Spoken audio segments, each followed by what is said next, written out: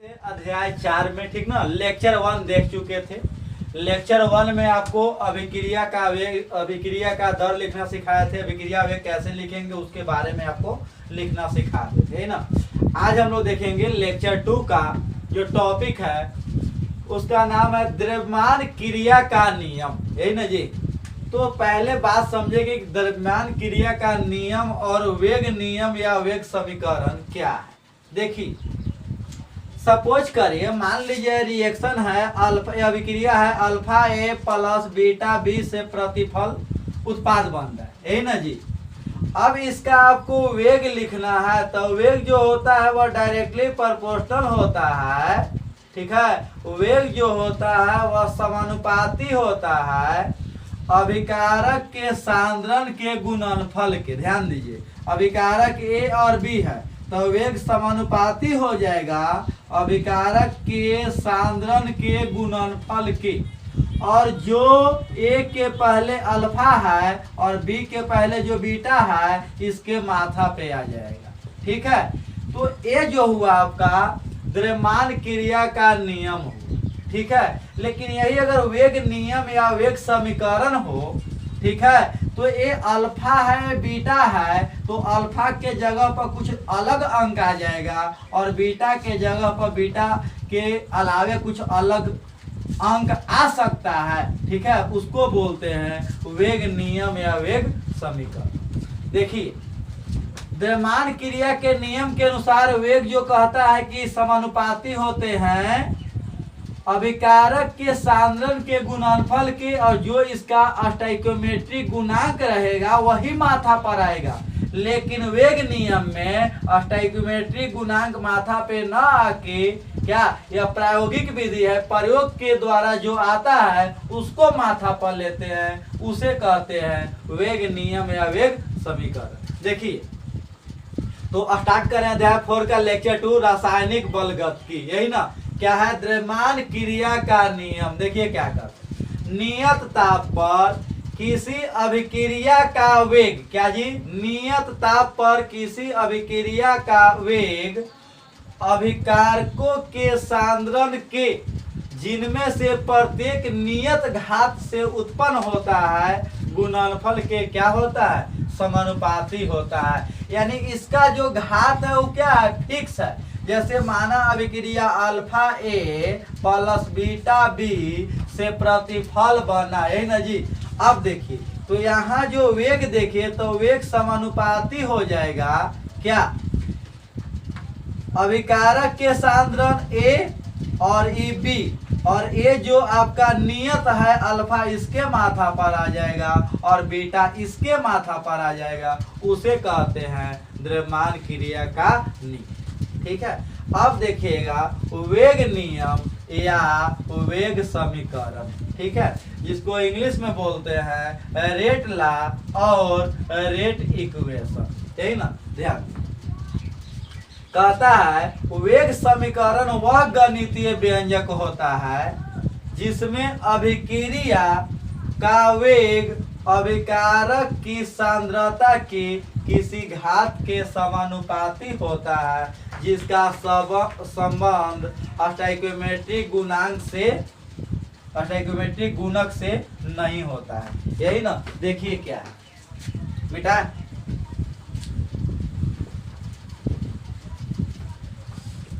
हम लोग द्रव्यमान क्रिया का नियम देख लिए, अब वेग नियम समझेंगे। माना अभिक्रिया, माना अभिक्रिया अल्फा ए बीटा बी से प्रतिफल बना, यही ना। ध्यान दीजिए, तो वेग नियम से अगर वेग लिखेंगे तो वेग जो होता है समानुपाती होता है ए के पावर अल्फा।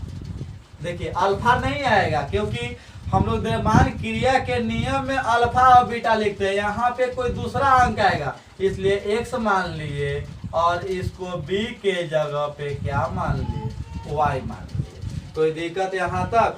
अब आइए, अब जब यह समानुपाती हटेगा तो वेग जो है क्या आएगा के ए के पावर एक्स और बी के पावर क्या आएगा वाई। कोई दिक्कत? इसी को मान लिए इक्वेशन नंबर 1। यहाँ के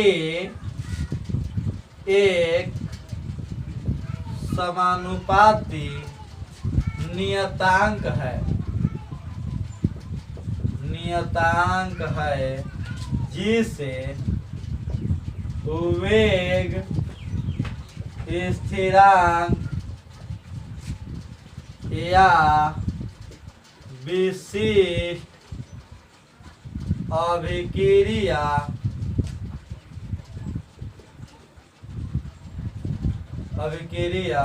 दर कहते हैं।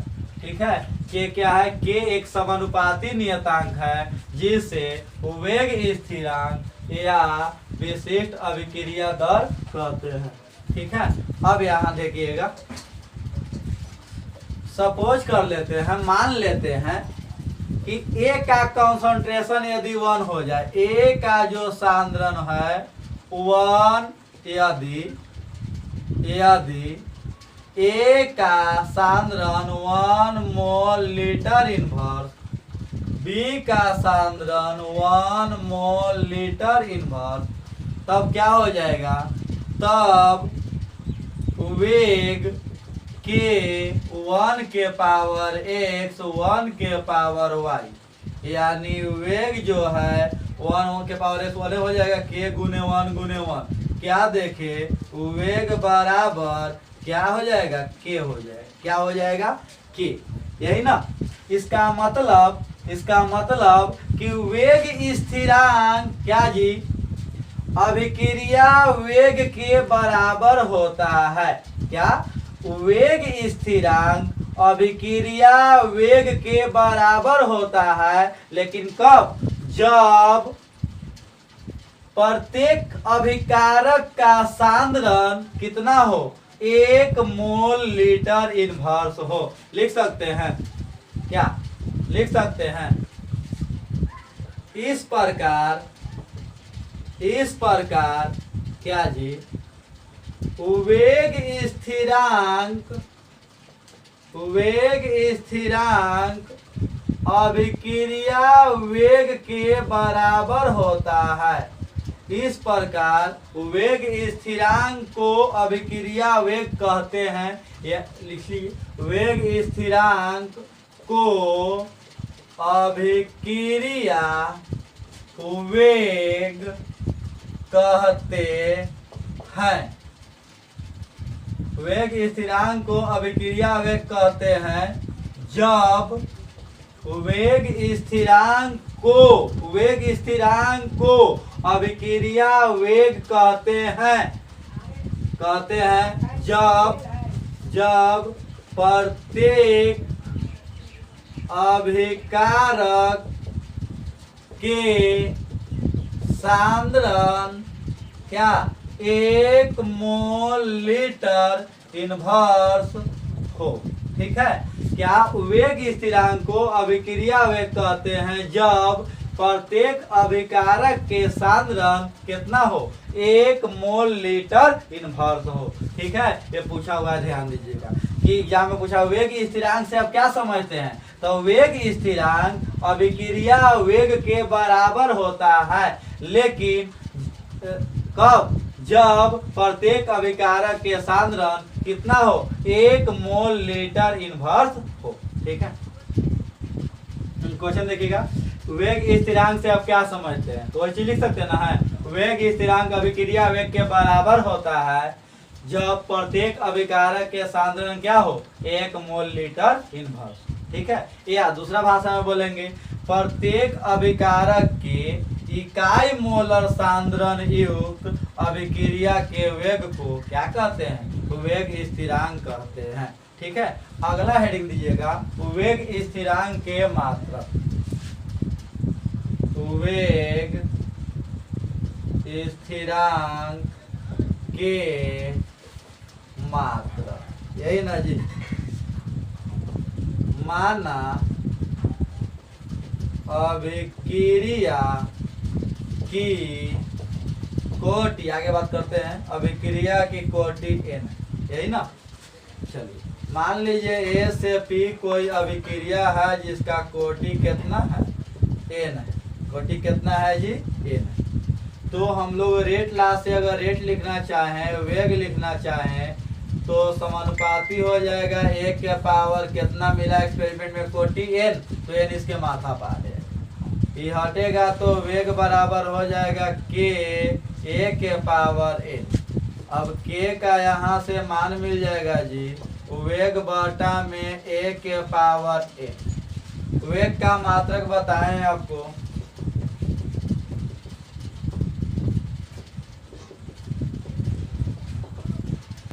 वेग का मात्रक बताएं आपको, मोल लीटर इनवर्स कितना, टाइम इनवर्स, यही ना।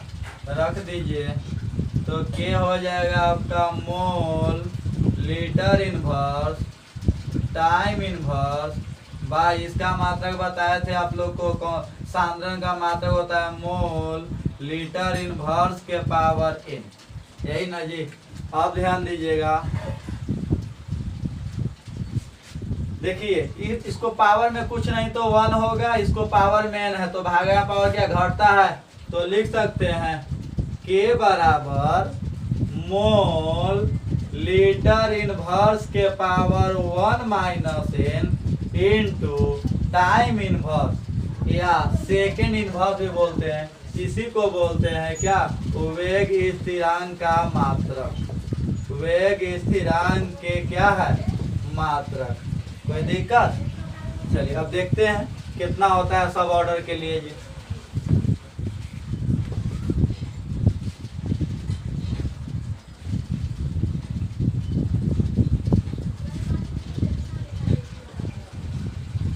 ये है आपका अभिक्रिया, ये है आपका कोटि, और ये है आपका मात्रक, के मात्रक, के मात्रक यानी वेग स्थिरांक के मात्रक। पहला बात कर रहे हैं शून्य कोटि अभिक्रिया के लिए, शून्य कोटि अभिक्रिया, ठीक है जी। शून्य कोटि अभिक्रिया के लिए 0 हो जाएगा। अब यहाँ 0 रखेंगे तो 1 में से 0 जाएगा, वही रह जाएगा ना। तो k का मात्रा जो हो जाएगा मोल लीटर इनवर्स टाइम इनवर्स, या इसको सेकेंड इनवर्स भी बोला जाता है, ठीक है ना। अब आइए प्रथम कोटि अभिक्रिया की, प्रथम कोटि अभिक्रिया, यहाँ 1 हो जाएगा, और यहाँ अगर 1 रखेंगे तो 1 में से 1 गया 0, ये 0 तो कितना के पास 0 तो मान 1, बचा कितना, टाइम इनवर्स, क्या बचा, टाइम इनवर्स। अब आइए द्वितीय कोटि, द्वितीय कोटि अभिक्रिया, ठीक है। 2 हो जाएगा, यहाँ 2 रखेंगे -1 दे देगा, ठीक है। तो मोल माइनस में आ जाएगा, मोल इनवर्स, ठीक है, लीटर प्लस में रहेगा, और क्या हो जाएगा, टाइम इनवर्स, ठीक है। एक क्वेश्चन देखिएगा, मिटा दे, एक क्वेश्चन लिखिए।